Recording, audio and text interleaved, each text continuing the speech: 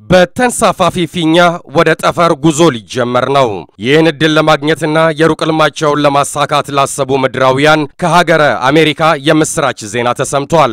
እጅግ የራቀውንና በፊልም ካልሆነ በአካል ሄዶ ለማየት የሚያጓጓውን ይህን የጠፈር ዓለም ለማየት ምኞት ብቻ ሆኖ እንዳይቀር ዘ ወርልድ ቪው ኢንተርፕራይዝ አዲስ የምስራቹን አብስሯል። መቀመጫውን አሪዞና ያደረገው ይኸው ተቋም ሰማየ ሰማያትን ማየት ለጠፈርተኞች ብቻ ሳይሆን ለሁሉም ይዳረስ በሚል ግኝቱን እውን ለማድረግ ደፋ ቀና እያለ ነው። ለዚህ ቅዱም ተቋሙ ወደ ህዋ የሚወስድ ተንሳፋፊ ፊኛ ወይም ባሎን እየሰራ ሲሆን የፊኛ ካለንበት ምድር በ100,000 ጫማ ከፍታ በመብረር ህልም የሚመስለውን የህዋ ላይ ሽርሽር እውን ያደርገዋል ተብሏል። ይህ አዲስ ፊኛ በአንድ ጉዞ 6 ተሳፋሪዎችን ጨምሮ 2 አብራሪ ልዑኮችን በመያዝ ከመሬት በላይ እስከ 32 ኪሎ ሜትር በመምጠቅ ሰማያዊው ሰማይ ላይ የ5 ሰዓት ጉዞን እንዲያደርጉ ይፈቅዳል።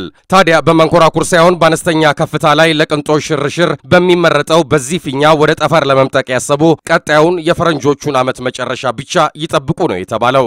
ድርጅቱ በ2016 መጨረሻ እውን አድርገዋለሁ ባለው የዚህ ተንሳፋፊ ፊኛ ወይም ባሉን ጉዞ እድል ተጠቃሚ ለመሆን የፈለጉ እስከዛሬ በህዋ ላይ ጉዞ ከሚደረጉ ክፍያዎች እጅግ ያነሰውንና ርካሹን ዋጋ ይከፍላሉ።